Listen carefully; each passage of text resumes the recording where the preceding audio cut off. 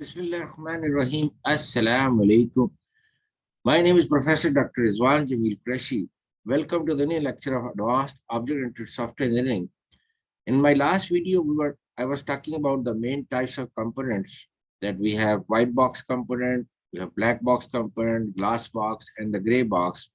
And I did cover the black box component in my last lecture. Now, today I am going to cover the white box. That what is a white box component? White box component is provided as in the form of code and the structure.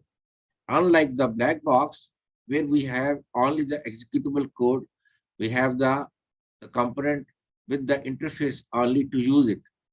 But in contrary to the black box, the white box is provided with the source code and the structure is available to the programmer to make update or upgrade. The main examples of white box component. So it is provided with the source code so that all details of the structure and implementation are visible to the programmer and to the end user so they can use it.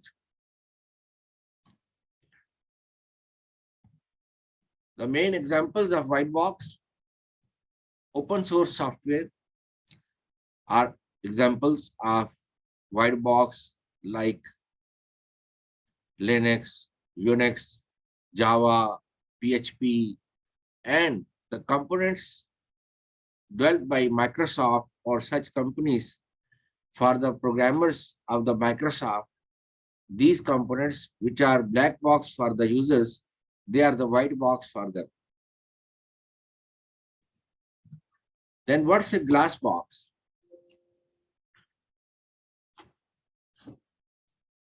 The white box has two implementations, which are called glass box and gray box. In some companies, I found they call it glass box as extension of white box or gray box as an extension of white box. And in some companies, I found they call it separately as black box, white box, glass box, and gray box. So what's a glass box component? When we use the white box component without modification, it is called glass box component. So very clear that white box component, when it is implemented without any modification, is called glass box. Masalan, for example, Unix and Linux are examples, or Java. Then you have gray box. When white box component is implemented with modification, it is called gray box. White box component is implemented with modification. So without modification, it's called glass box. With modification, it is called gray box. Masalan, main examples: Linux, Red Hat, Sun Solaris, Fedora are the common examples of gray box. Then we have layered model of components. Any idea about layered model? There are 6 layers in the component-based development.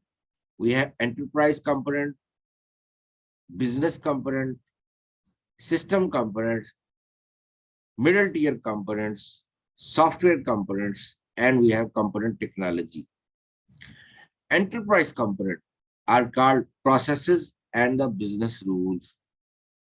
Processes and the business rules are called enterprise components. The next layer is the business component. The business objects and the frameworks are the examples of business components. Legacy systems and applications are example of third layer, which is called system components. Middle tier is the fourth layer. So three-tier servers, legacy wrappers are the common examples of middle tier components. The fifth layer is the software components, objects, and subroutines.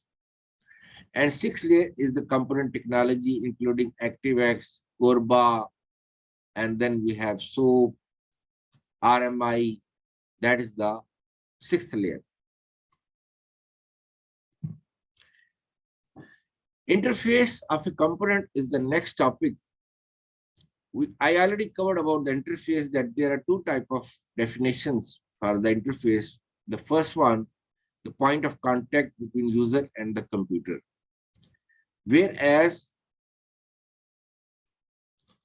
the second definition, interface is a connecting link at a shared boundary, allowing or permitting independent components to meet and act on user commands. For example, ATM systems, ATM network in Saudi Arabia, it's called MADA, the integrated systems, the one link system.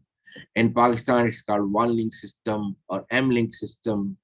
And we have NADRA, National Database and Education Authority in Pakistan, the Hakuma system, the government system.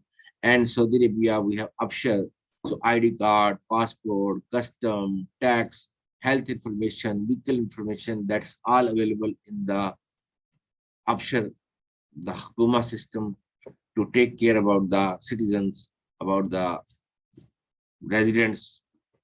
So interface have multiple access points on the component. So when we want to access a component, you have to access the interface, or there is a point available, like we have import interface, we have export interface. Import interface, when a component needs data, needs service from another component, then import interface is generated. When a component provides service or provides data, then export interface like import export business is there. So each access point has different service. Like I say, one access point have import interface, another service, and another interface has export service, export interface. So it is the another service available. So we can have multiple interfaces to have multiple services. An interface offers no implementation of any kind of operation, but provides only the description and the protocols of those operations. Why? What is the advantage, or what are the advantages of separation? The main advantage, replace the implementation without changing the interface. For example, Visual Studio, the previous Visual Studio was partly object-oriented. It was not fully object-oriented. But the new Visual Studio is Visual Studio.NET is fully object-oriented. The style of writing code in the Visual Studio was different because it was partly object-oriented. But the Visual Studio.NET, it is fully object-oriented. So we have different style of writing the code. And now you have VB.NET, ASP.NET, C#, F#. So replace the implementation without changing the interface. For example, Visual Studio to Visual Studio.NET. Another advantage, we can add new interfaces, new implementations without changing the existing one. And it will help us to improve the customization or adaptability of a component.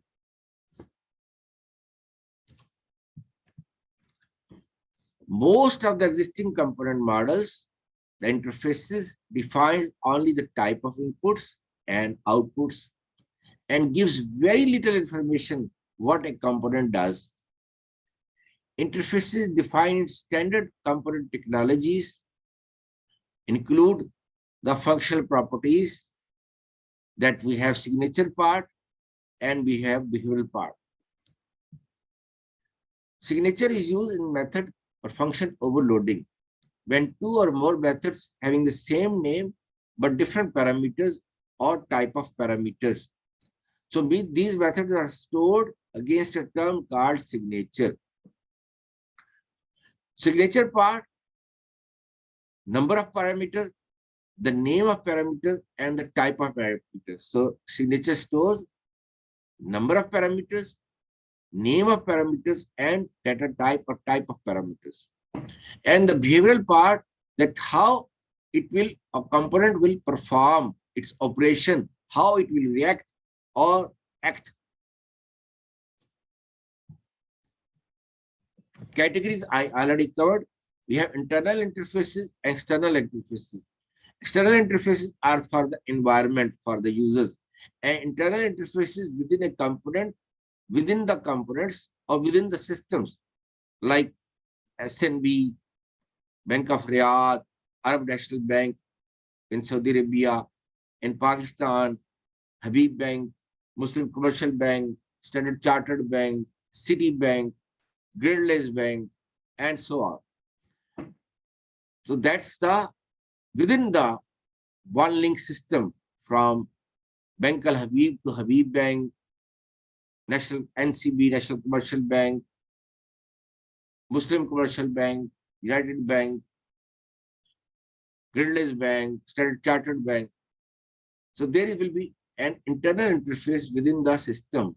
Similarly, like human body, we have heart system, liver system, kidney system, brain system, lung system, and there is an interface between or among those systems, between or among those components of human body, the parts of human body. And there is external interface, which is our skin, to interact with the environment. Same like the office operating system server, like Windows.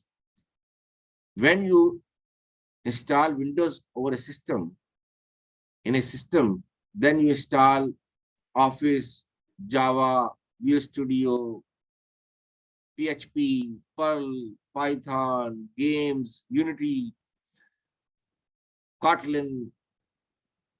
When you want to run Java over Visual Studio or over the Windows operating system, there is an internal interface is between the Windows and the NetBeans or Java or Cake PHP, Frame PHP framework, Cake PHP, Z PHP, Ruby on Rails framework. So an internal interface is there.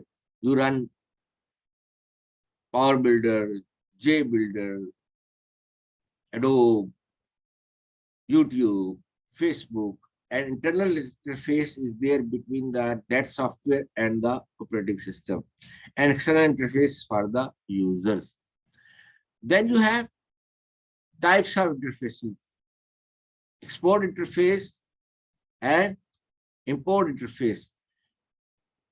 In a couple of minutes before I talk about the services, that a component can have multiple access points, multiple interfaces. So each access point has a different service.